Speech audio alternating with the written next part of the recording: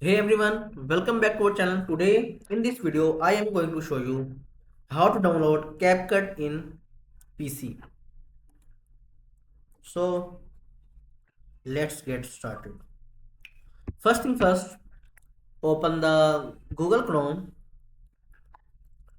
and then click on the search bar and type download CapCut for the PC.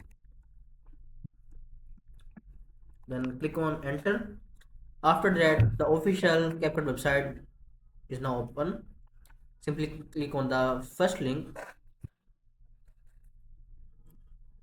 and now click on download for free.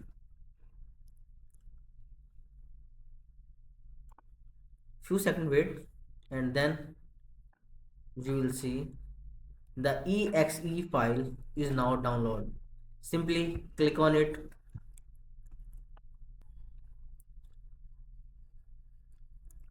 Once download is now finished and officially CapCut is now downloaded. If you found this video helpful, do not forget to like and subscribe to our channel. Thanks for watching and I will see you in the next video. Have a nice day. Bye.